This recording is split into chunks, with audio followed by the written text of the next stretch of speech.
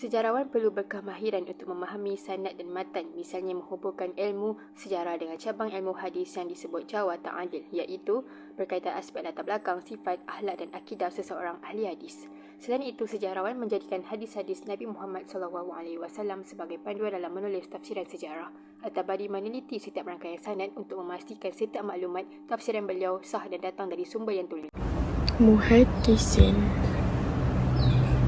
Muhaddisin merupakan para ulama hadis yang menilai kesahihan hadis melalui kajian perawi, sanad dan isi hadis matan. At-Tabari menggunakan riwayat bersanad iaitu gaya pengumpulan maklumat seperti kaedah muhaddisin.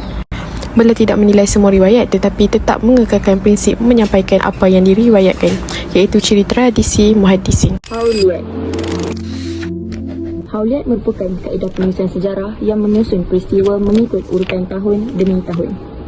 Ahli sejarawan akan merekodkan kejadian penting berdasarkan kronologi masa tanpa huraian atau analisis yang mendalam. Dalam pensejaraan Islam, kaedah hauliyat banyak digunakan oleh sejarawan awal seperti At-Tabari, khususnya dalam karya Tarikh Al-Rusul wa Al-Muluk.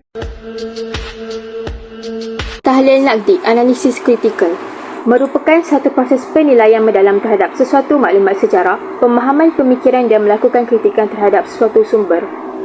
Sumber perlu dikritik untuk memastikan keturunan sumber atau bukti itu. Perkara ini terjadi disebabkan oleh wujudnya kesangsian terhadap sesuatu fakta sejarah. Berbeza dengan riwayat, analisis kritikal ini telah menjadikan peranan seorang sejarawan bukan hanya sekadar penyalin atau penyampai sesuatu peristiwa terdahulu seperti yang diceritakan tanpa memberi sebarang penjelasan atau ulasan. Namun, sejarawan bertindak untuk menilai, melakukan ujian dan membandingkan sesuatu sumber atau fakta yang diperoleh dengan lebih teliti. Manhaj ilmi hadis, metodologi ilmiah, bukan pendekatan ilmiah para muhaddisin dalam menilai kesahihan hadis. Melibatkan penelitian terhadap sanad dan matan melalui kaedah seperti al-jarh wa al-ta'dil. Pendekatan ini memastikan hadis yang diriwayatkan benar-benar sahih dan boleh dijadikan sumber hukum serta panduan umat Islam. Berbeza dengan hauliyat yang menekankan penyusunan peristiwa sejarah mengikut kronologi tahun demi tahun. Tanpa analisis kritikal, manhaj al-hadis bersifat analitikal dan menilai autoriti serta kebolehpercayaan sesuatu riwayat. Dirasat masdariyah. Manakala sejarawan moden menggunakan dirasat masdariyah, iaitu kajian kritikan terhadap sumber, mereka menilai asal-usul teks, konteks politik dan sosial, serta kemungkinan bias dan mazhab penulis.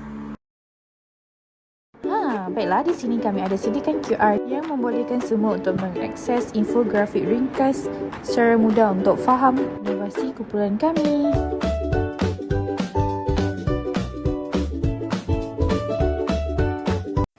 Kami telah membuat website sebagai medium pembelajaran interaktif bagi membantu pelajar memahami perkembangan penulisan sejarah dari Al-Tabari sehingga ke sejarawan Arab moden.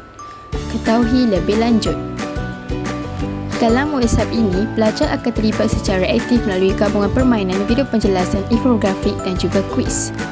Permainan ini bertujuan untuk menarik minat pelajar untuk belajar dan membantu pelajar untuk mengingati fakta sejarah dengan lebih mudah.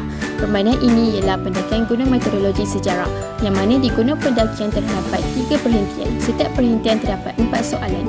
Perhentian pertama adalah soalan berperingkat rendah, iaitu ianya berbentuk soalan objektif. Pelajar perlu menjawab soalan sehingga betul, kemudian baru boleh beralih ke perhentian kedua.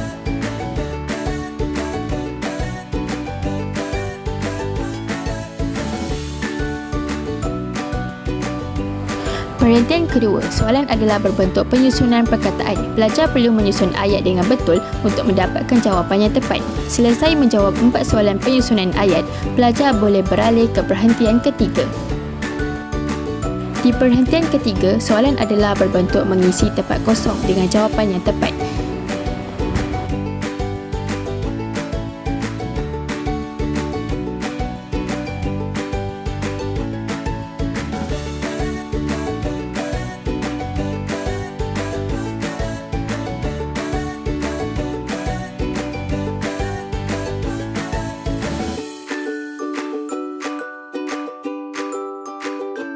Akhir sekali, selepas berjaya mendaki, pelajar yang tiba di puncak gunung akan mendapat sijil pendakian.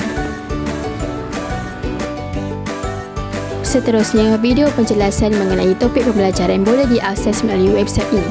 Ianya bertujuan bagi menerangkan konsep utama melalui visual dan audio untuk mudah difahami.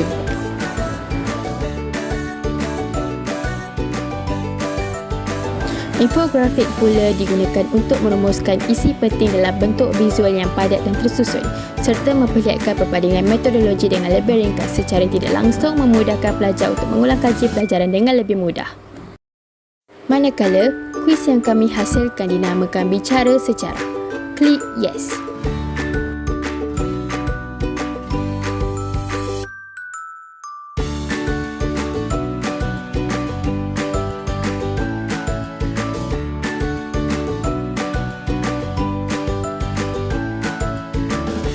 Kuis ini berbentuk pemilihan kad secara digital. Kemudian kad dipilih secara rawak oleh pelajar dan pelajar perlu menjawab dengan berkomunikasi dengan guru. Kuis ini bertujuan melatih komunikasi pelajar dan pada masa yang sama melatih pemikiran kritis pelajar serta membantu guru menilai tahap penguasaan pelajar.